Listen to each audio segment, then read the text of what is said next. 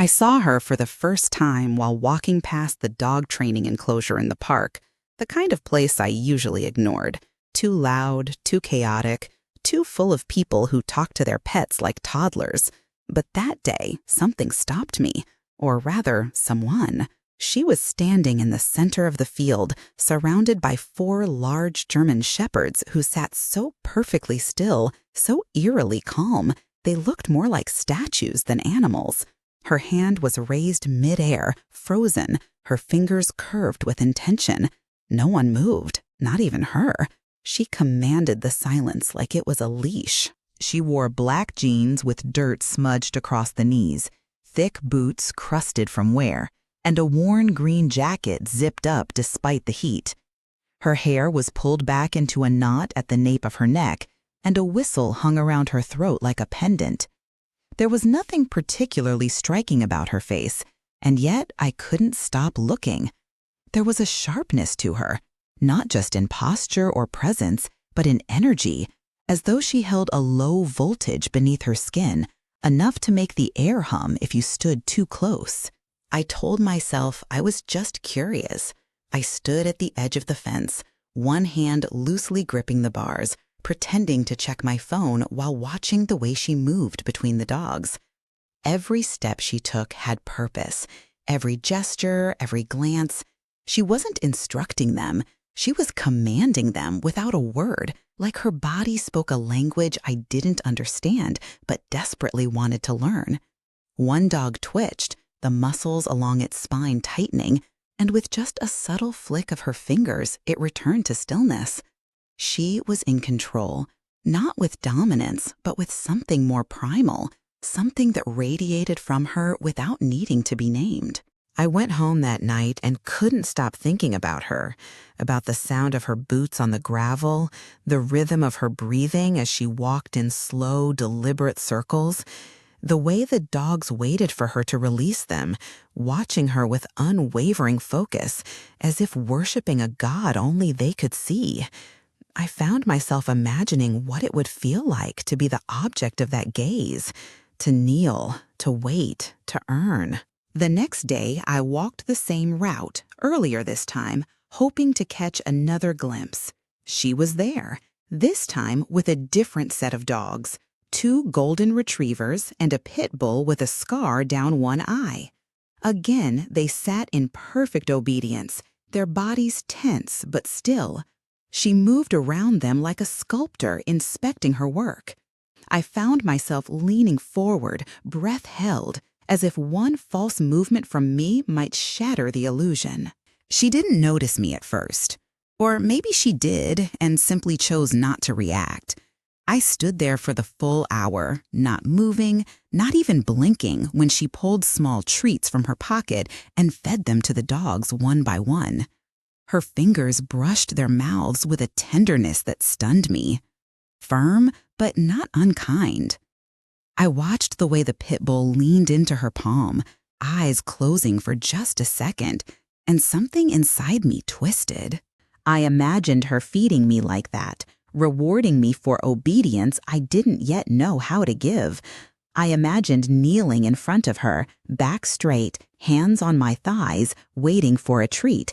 Not food, but something else. Approval, touch, a command. The idea should have repulsed me. It didn't. It burrowed under my skin and stayed there, warm and pulsing, even as I returned home and sat alone on my couch, legs folded, arms wrapped around my knees, unable to shake the vision of her boots crossing the grass. Days passed like this. I created reasons to walk that route. I changed my routine, adjusted my schedule, just to catch a glimpse of her in action. I started dressing differently. Nothing dramatic, just simpler, tighter, cleaner lines. My hair pulled back, neutral tones. I didn't know what I was trying to signal, only that I wanted to be noticed, or maybe chosen. That word surfaced one night while I was brushing my teeth, and I froze at the sink, the toothbrush falling to the counter with a soft clatter. Chosen. Not loved, not admired, chosen. By the end of the week, she finally looked at me. Just once, while clipping a lead to a beagle's collar, her eyes lifted and landed on mine. It wasn't a smile, it wasn't even recognition, but it was contact. And in that moment, I felt like the air had been sucked from my lungs. She turned away quickly, returning to her task, but I stood there trembling. My stomach coiled with a strange heat, part dread, part hunger. I wanted more. I wanted her gaze again. I wanted to be seen the way those dogs were seen, completely, deliberately, conditionally. That night, I lay awake in bed, sheets twisted around my legs, my fingers restless and tingling. I imagined her standing over me, arms crossed, assessing. I imagined crawling toward her across a cold studio floor, palms pressing into the ground, knees bruising softly. I imagined her voice in my ear, low, clipped, approving. I touched myself, slowly, carefully, afraid of how much I wanted it, afraid of what that said about me, but not afraid enough to stop. I whispered her name into the dark, even though I didn't know it yet. It was just a shape in my mouth, a placeholder for something powerful and unknown. I came harder than I had in years, back arching, jaw clenched, nails digging into my thigh. And even as the waves receded, as my body stilled, I couldn't escape the echo of her presence in my mind. She was the trainer, and I had already begun to sit. It started with a lie. I told her I had a dog, a difficult one, aggressive, unmanageable. I spun the story with just enough truth to make it convincing. An old rescue, poor socialization, bites if touched the wrong way. I said I needed private lessons. She agreed without hesitation, as if she'd already seen through me and was simply waiting for me to catch up. I didn't ask how much it cost. I didn't care. I would have paid anything just to be in a room with her, alone. Her training studio was tucked behind an auto repair shop on a side street that always smelt like oil and wet gravel. The front was nothing special.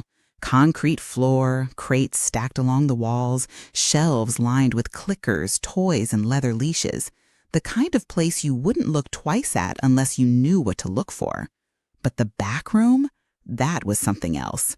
Quiet, dim, stripped of clutter. Just a clean mat on the floor, a few wooden benches, and the faint scent of cedar and antiseptic. It felt sacred, like a place where things were stripped away. I felt myself stripped, even before she said a word. She didn't ask about my fake dog. She didn't need to. She simply gestured for me to come in and close the door behind me.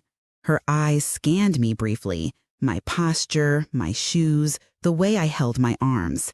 Her gaze lingered on my hands, clasped tightly in front of me, and something in me buckled. I didn't even realize I was holding my breath until she turned away.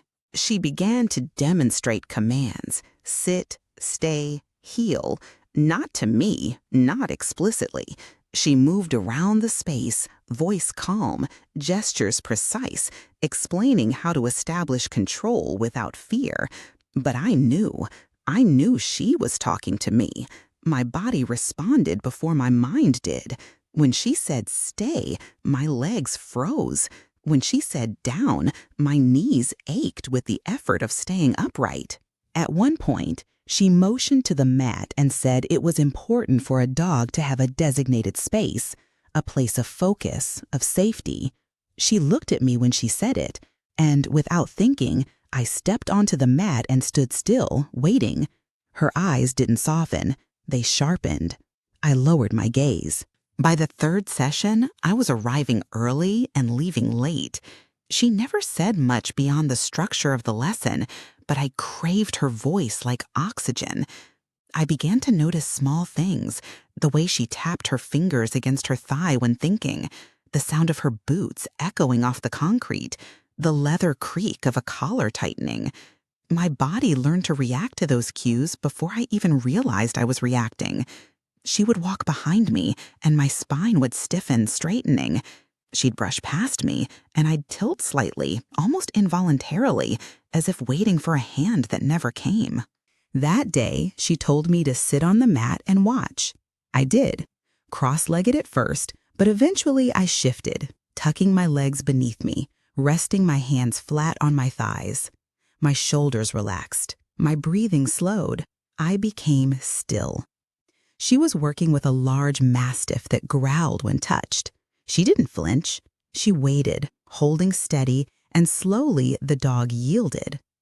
I felt something inside me mirror the same motion, resistance softening, breath deepening, silence stretching. I didn't need to be touched to feel handled. She glanced over once, and her gaze locked with mine, just for a second. No smile, no question, but I knew I was in the right position. My knees pressed harder into the mat. I stayed there long after the mastiff had calmed, long after she'd clipped the leash to its collar and led it away. I waited because I wasn't sure what else to do. I waited because she hadn't told me to move. Later, she returned and said nothing. She merely walked around me, her boots moving slowly over the floor, her scent trailing behind her like smoke. My heart pounded in my throat. She stopped behind me, and I could feel her breath, warm, steady, measured. Her fingers brushed the nape of my neck, a feather-light touch, not affection, assessment, like she was checking posture, evaluating tension. I exhaled shakily. She pressed her palm flat between my shoulder blades and whispered the word, "good." I wasn't sure if I heard it aloud or just in my mind. Something shifted after that. I started practicing. At home, alone, on the rug in my living room. I knelt in front of the mirror and tried to hold myself in the same way. Back straight, hands placed gently on thighs, eyes lowered, breath even. I set a timer, 5 minutes, 10. I didn't break position. My knees bruised, my legs went numb, but I didn't move. I was training myself, preparing. When I returned to the studio the next day, I didn't need instruction. I walked in, removed my shoes, stepped onto the mat, and dropped to my knees. Her eyes didn't widen. She simply nodded and continued preparing the space. I remained in that position through the entire session, watching, learning, quiet, present. My body buzzed with obedience, a silent high I carried with me long after I left. I stopped thinking about her as a person. She had become something else entirely, not just a trainer, not a woman, something between discipline and divinity. She had rules, she had structure, and I had a place within it, my place, kneeling, waiting, listening. The position became a ritual. The pressure of my knees against the mat, the burn in my thighs, the slow rhythm of my breath sinking to the sound of her footsteps. This was how I centered myself, how I erased everything outside her orbit. The tension in my body became offering, the stillness, praise. I didn't need a leash. I was already tethered. It became harder to separate the feelings. At first, everything was clean lines and silent rituals. Enter, kneel, observe, obey. But now it was leaking into places I hadn't given permission. Thoughts surfaced during the most ordinary moments: grocery shopping, brushing my teeth, standing at the sink. I'd reach for a dish, and suddenly I'd remember the way she had stood behind me last session, her breath brushing the edge of my ear, her fingers ghosting across my back. I'd feel the same tightening in my stomach, that same electric ache low in my belly. It was no longer occasional. It was constant, unpredictable, uninvited, and worse, it was beginning to feel natural. There was something deeply shameful in how I responded to her, how my body seemed to betray me before my mind could catch up. I would kneel without hesitation. I would follow her with my eyes like an animal waiting for instruction. Sometimes, when I thought she wasn't looking, I would inhale deeply, hoping to catch the scent of her skin, her sweat, her authority. That, more than anything, disturbed me. It wasn't lust the way I used to understand it. It wasn't romantic longing. It was something deeper, more physical, more instinctual, something closer to hunger. She never touched me in ways that could be called inappropriate, but she didn't need to.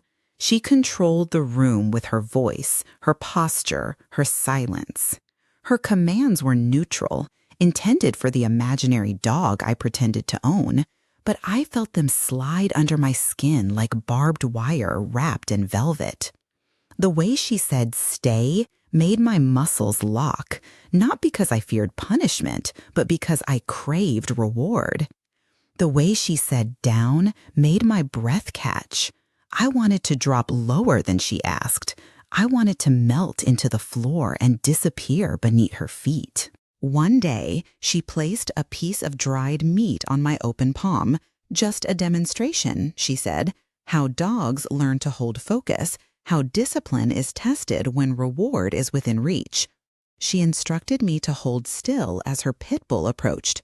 I didn't flinch when the dog's wet nose pressed against my skin. I didn't move when its tongue flicked out and licked the treat from my palm. But when it brushed my fingers and I felt the softness of its mouth, a jolt shot through me. My thighs pressed together. My heart thudded. I was soaked. I swallowed hard and kept my eyes down. I hoped she hadn't noticed. But something in her expression shifted. Not surprise, not concern, something unreadable. She gave me a short nod. Good. Just that. Good. The word landed with the weight of a full sentence. It echoed for hours after I left.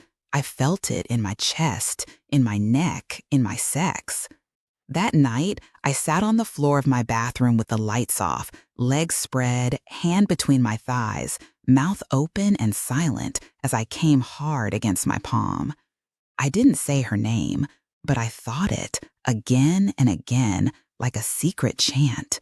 And then, afterward, I stared at myself in the mirror and felt sick. It wasn't just the arousal that unsettled me. It was the truth of it. The pleasure wasn't hypothetical anymore. It wasn't confined to fantasy. It was anchored in reality, in sweat and scent and obedience. I was losing the distinction between who I was and who I became in her presence. I began to suspect she knew it too. I started dreaming about her, not every night, but often enough that I woke tangled in sweat-soaked sheets, thighs trembling, the phantom press of her fingers still imprinted between my legs. Sometimes the dreams were gentle, her hand in my hair, her lips brushing my ear, her breath guiding me into stillness. Other times they were brutal. She'd hold me down, strip me bare, command me to open, to offer, to beg. I always obeyed. I always wanted more. I tried to fight it. I stayed away for a week, inventing excuses, rescheduling. But each day without her felt longer, emptier, quieter. I missed the sound of her boots, the way she stood with one hand on her hip, the way her mouth barely moved when she gave commands. I missed the tension in my spine when I knelt. I missed the hollow feeling in my stomach that came only when I waited for her approval. By day 4, I couldn't sleep. By day 6, I was masturbating 3 times a night, each time harder, rougher, more desperate than the last. By day 7, I was back in her studio, silent, shaking, and ashamed. She didn't ask why I'd been gone. She simply pointed to the mat. I dropped to my knees without hesitation. My muscles remembered before I did. My breath slowed. My pulse steadied. I was back in place.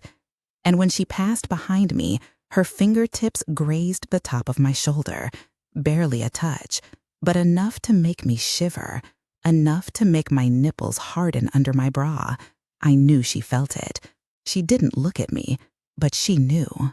I hated myself for how much I wanted her. Not just her body, though I craved that too. It was her control, her indifference, her discipline. I wanted to be shaped by her, moved by her, owned. It made me feel pathetic, weak, deranged, and yet it also made me feel alive. After sessions, I began staying longer, pretending to help clean, sweeping the floor, stacking toys, wiping down crates. She never asked for help, never thanked me, but she didn't tell me to leave either. One night, I dropped a collar and bent to pick it up. As I did, she stepped behind me to reach for something. Her hand brushed the small of my back. Not by accident, not fully. My breath hitched. I remained bent, frozen in place. When I stood, she was gone. Just the fading scent of leather and sweat, and my own arousal dampening the crotch of my underwear. I left in a fog, thighs slick, face flushed. I couldn't go home. I sat in my car, windows fogged, hand buried between my legs as I cried and came in the driver's seat, shuddering in the dark. I hated myself for it, hated how much I needed this, hated how deeply I had fallen into her rhythm. But I also knew I wasn't going to stop. I didn't want to stop. I was already hers, and she hadn't even touched me. It happened on a night that smelled like rain, thick with silence and anticipation. The studio was empty, save for her and me. The dogs had long gone. The lights were dimmed lower than usual, bathing the walls in muted amber. I had stayed late, helping her sweep the floor, stack equipment, scrub the training mats. There was music playing softly from a speaker in the corner, something wordless and slow, like breath stretched across sound. I moved around the space with a kind of reverence, barefoot, my sleeves rolled to my elbows, trying not to show how badly my hands were shaking. She stood by the far wall, coiling a long lead slowly, deliberately. Her eyes were unreadable, her movements patient. I could feel her watching me, even when her gaze wasn't directly on me. There was a shift in the air between us, heavier, more electric, as if something unnamed had finally risen to the surface.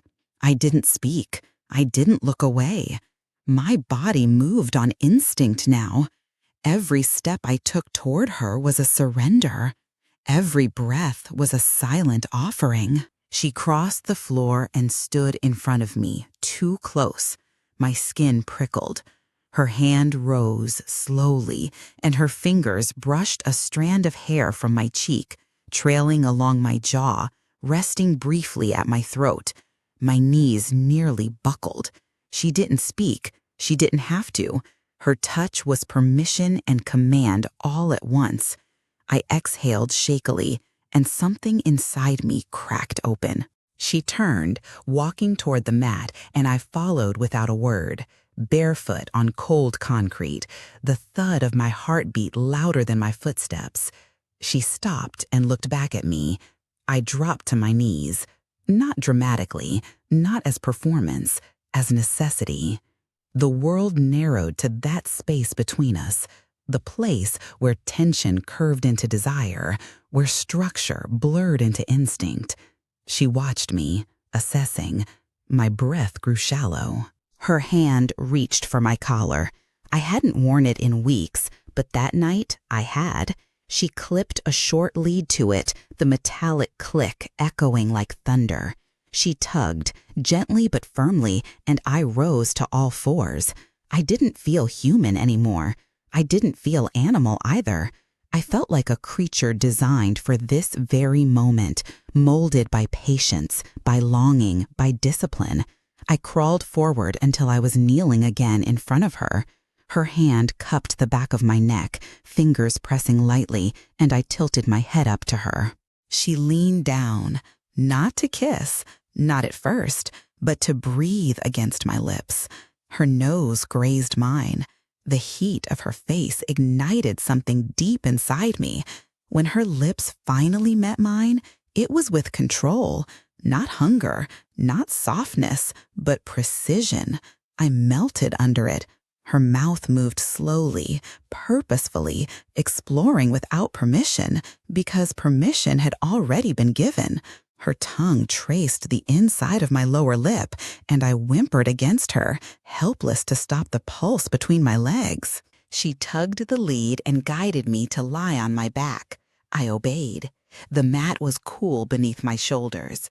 Her body came over mine, hovering without weight. Her hands ran over my chest, then lower, tracing every curve with ownership, not curiosity. When she pulled my shirt over my head, I lifted my arms without being told. Her eyes roamed, and I burned beneath her gaze. She slid my pants down slowly, watching as each inch of skin was revealed, and I opened my legs instinctively, not from lust but devotion. She didn't undress herself all at once. She pulled off her jacket, then peeled away her shirt, then removed her boots, everything methodical, quiet. Her body was lean, taut, marked by discipline. When she finally knelt between my thighs, I trembled. Her fingers pressed into my hips, grounding me. Her breath tickled my navel. She kissed lower, her mouth grazing skin that had never been touched like this. I arched toward her, not from need, but from recognition. My body had waited for this. She found the heat between my legs and paused. Her mouth pressed down. I gasped and dug my nails into the mat. She moved slowly at first, teasing, exploring, mapping every reaction with precision. Her tongue flicked, circled, stroked. Her hands held my thighs open, firm, and unrelenting. My breath shattered, my back lifted. I moaned her name into the darkness. She didn't stop. She learned my rhythm, then broke it. She kept me just at the edge, again and again, until I was shaking. When she let me fall, it wasn't pleasure, it was obliteration. I came with a cry torn from my throat, legs spasming, chest rising violently off the floor. She didn't move. She held me there, anchored me in the storm of my own release. When the tremors faded, she climbed up my body and looked down at me. Her face hovered inches above mine, and I stared into her eyes, dazed, undone. She kissed me again, deeply now, tasting what she had taken. Her thigh pressed between mine, and I felt how wet she was through her pants. I reached for her belt, fingers trembling, and she let me undo it. She straddled me fully, rolling her hips up against my bare skin. I moaned again, overwhelmed. She slid her pants down just enough and guided my hand to her. She was slick, hot, aching. I touched her the way I had dreamed of, soft at first, then firmer, circling where she needed, pressing deeper when she gasped. Her forehead dropped against mine. Her breath stuttered. She moved against me, riding my fingers with a rhythm that stole all sound from the room. Her mouth found my neck. Her teeth scraped gently as her body climbed higher, her moans dissolving into breathless growls. When she came, she bit down, and I welcomed the pain. Her whole body tensed, her hips jerking, and I held her, trembling as she spilled herself into my hand. She collapsed onto me, both of us sweat-slick and silent, our limbs tangled, our hearts thundering. I stroked her back slowly, feeling the rise and fall of her breath. There were no words, none needed. I was hers, fully, willingly, irrevocably. And for the first time, I didn't want anything more than that. Something fundamental changed after that night. Not abruptly, not like a switch being flipped, but slowly, like ink spreading through water. The atmosphere of the studio became heavier, warmer, as if it remembered everything we had done on the mat. The walls held the echo of her breath. The floor retained the shape of my knees. I moved through the space differently now, slower, quieter, more aware of every step, every glance. I had always obeyed her, but now my obedience was layered with something deeper. I wasn't just responding to her commands, I was craving them. She gave me new instructions, simple things, practical on the surface. Remove your shoes before entering. Wait by the bench until called. Kneel only when directed. Hold posture until dismissed. At first, they sounded like formality, but I understood. This was a system, a slow, deliberate reshaping of how I existed in her world. I accepted each rule without resistance, feeling a rush each time she observed my compliance with a quiet nod. It wasn't praise, it was something more addictive, recognition, approval laced with possession. I started anticipating what she wanted before she spoke. If she moved toward the crate, I fetched the leash. If she walked past the shelf, I knew which treat pouch to hand her.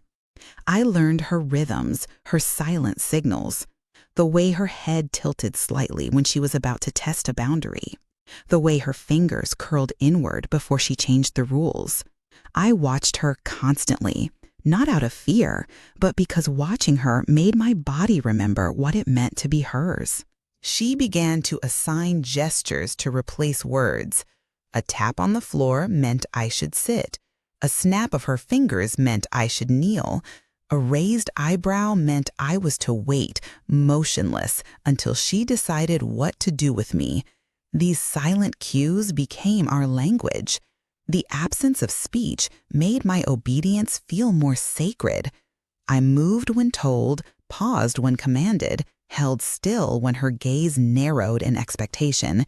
Each motion felt precise, rehearsed, intentional. I began to feel like a sculpted thing, carved by discipline and desire. One evening, she brought out a new collar, thicker than before, leather, dark and warm, with a brass buckle and a short tag that made no sound when it moved. She didn't say what it meant. She didn't have to. She held it in her hands, and I knelt at her feet, breath held, waiting. She fastened it around my neck slowly, deliberately, her fingers brushing my skin as she adjusted the strap. When it clicked into place, I felt something inside me settle, as if I'd been unlocked or claimed. I lowered my head into her lap and exhaled. From then on, the collar never came off during sessions. It became part of me, a symbol of what I had become under her hands. My old self, the careful, structured, aging woman I used to be, began to dissolve. In her presence, I wasn't defined by age or history or identity. I was function. I was service. I was need made flesh. And she gave me structure to live within it. She started testing limits. Not cruelly, but with the quiet patience of someone who knows she'll be obeyed. Sometimes she'd have me crawl across the room to retrieve a toy with my mouth. Other times, she'd command me to sit in a corner, back straight, eyes lowered, for 30 minutes without moving. I did it all without question. Not because I had no will of my own, but because submitting to hers felt better than anything I'd ever built on my own. She gave me tasks outside the studio. Wear the plug all day. Don't speak unless spoken to. No underwear under your clothes. I followed each instruction with quiet devotion. My world outside began to blur. I found myself avoiding mirrors, not because I hated what I saw, but because it confused me. The woman in reflection was both mine and not mine. Her eyes were softer, her shoulders looser, her mouth perpetually parted, like she was waiting to be told who to become. Even in public, I stayed tethered to her energy. I found myself kneeling in my mind, imagining her voice each time I reached for something. Each time I sat down or stood, I carried the weight of the collar on my skin, even when it wasn't there. I stopped needing pleasure the way I used to. I began to crave the pause before reward, the ache of waiting, the discipline of silence. She added rituals, rituals that belonged only to us. Before each session, I had to present myself, naked but for the collar, kneeling, head bowed. After each session, I wasn't dismissed until I had crawled to her and rested my cheek against her thigh, waiting for the soft touch of her hand on my head. That contact, brief and unspoken, became more intimate than any kiss. It told me I had done well, that I was hers, that she was pleased. She no longer needed to train me like a dog. I had become something else, a creature between woman and obedience, between devotion and heat. She could walk into the room and my spine would straighten without thinking. She could raise her hand and I would fall to my knees. I began to exist in the space between command and reaction, breathing in anticipation, exhaling only when told. I stopped thinking in full sentences. My inner monologue flattened, became reactive. Yes, stay, good, kneel, wait, obey. My fantasies changed too. I no longer imagined sex as intimacy. I imagined her hands tying me in place, her voice saying I didn't have to think anymore, that she would do the thinking for me, that all I had to do was listen, stay still, and earn. At night, alone in bed, I would curl on my side, arms wrapped around my legs, imagining her behind me, watching. I masturbated less, not out of shame, but because the release no longer mattered as much as the ritual. The tension became its own reward. I began sleeping in silence, no television, no music, only the ghost of her breath in my memory, only the echo of my name when she said it softly, low and firm, like a leash snapping into place. I didn't need love anymore. I didn't need comfort. I needed commands. I needed my place on the mat. I needed her eyes on my body, sharp and unyielding. I needed her hands guiding me, shaping me, owning me. I had become her favorite trick, and I lived for the moment she would say the words I craved most. Good girl. The end began with praise. She told me I had done well. Her voice was soft but absolute, final in a way that settled deep in my bones. I knelt in my usual place, naked except for the collar, head bowed, hands resting on my thighs. The air felt heavier than usual, almost sacred. It was quiet in the studio, too quiet, like everything in the room was holding its breath. I waited, heart slow, body calm, the way I always did when she spoke to me like that. But something was different. She clipped the leash to my collar, not the short training one she usually used, but a longer, thicker lead. I felt it slide down over my shoulder, dragging faintly across my chest. I kept my eyes lowered as she guided me forward. I crawled after her, the leash coiling between us like a thread of devotion. She led me through the studio and into the back room. I had been there only once before, months ago, when I'd helped her organize crates. I hadn't thought it was special, but now it felt ceremonial. The space was darker, windowless, lit only by a single bulb suspended from the ceiling. The air was warmer, almost humid. The walls were lined with unfamiliar tools, harnesses, ropes, padded cuffs, metal rings bolted into the floor. I swallowed and stayed still. She said nothing, just walked slowly around me, her fingers trailing across my shoulders, down my spine. Then she unhooked the leash and left me kneeling in the center of the room. The absence of tension on my collar made my chest tighten. I waited. She returned carrying something in her hands, a hood, black, soft leather. I didn't move. When she slipped it over my head, I exhaled. The world went dark. The noise changed too, muted, internal, like listening to myself from inside a cave. My breathing sounded louder. The thud of my heart in my ears became a rhythm. I couldn't see her, but I could feel her, every movement, every shift of her weight on the floor. My skin responded before her hands even reached me. She bound my wrists behind my back with something thick and soft. I didn't resist. She guided me down onto my knees again, then pushed me gently forward until my chest met the floor. My cheek pressed into the mat, and I inhaled the scent of rubber and dust and her. I heard the clink of metal, the shuffle of her boots, the quiet rustle of fabric. My breathing was slow. I didn't need to know what was coming. I only needed to receive it. When she touched me, it wasn't tentative. Her fingers spread me open, firm, clinical. I gasped into the hood. My body had been here before, but not like this. She took her time, not teasing, not coaxing, just taking. Her touch was precise. When she entered me, it was with control, not passion. Her movements weren't about pleasure.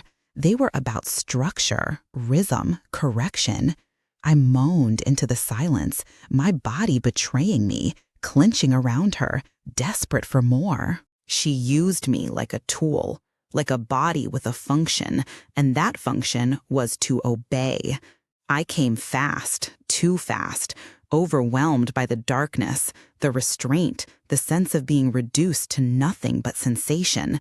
But she didn't stop. She didn't pause. She kept going, pushing me beyond comfort, beyond thought. I sobbed into the mat, a soundless kind of surrender, raw and animal. Eventually, she stopped. My body was trembling, slick with sweat, legs twitching. She pulled the hood off slowly. The light stung my eyes. Her face hovered above mine. No smile, no affection, just assessment, and something colder. She stood and walked to the corner, picked up a small object from a table. When she turned back, I saw what it was, a muzzle. At first, I didn't understand. My mouth parted slightly, as if to speak, but no words came. She knelt again, took my chin in her hand, and fitted the muzzle over my face. Leather straps tightened behind my head. The gag filled my mouth, pressing my tongue down. I whimpered, not from fear, but confusion. I looked at her eyes, searching for a sign of reassurance. There was none. She clipped the leash back on, walked toward the door, tugged. I crawled after her. She led me through a hallway I didn't recognize, past the kennel, past the training space, to a door I had never seen opened. She unlocked it, stepped through, and I followed. It led outside, but not to the front, not to the street. It was a fenced yard, enclosed on all sides. Grass, patches of dirt, and in the far corner, a doghouse. Large, clean, fresh hay inside. She stopped in front of it, tugged the leash once more. I hesitated, not because I didn't understand, but because I did. She knelt beside me, unclipped the leash, ran her hand down my back one final time, then turned and walked away. I crawled into the doghouse. I lay there on my side, still trembling, the muzzle pressing into my cheeks, the scent of straw filling my lungs. The door behind me clicked shut. I waited to hear her voice, a command, anything. Nothing came. I don't know how long I lay there. Minutes, hours, days, maybe forever. Eventually, I stopped waiting. Eventually, I stopped thinking. Eventually, I forgot my own name.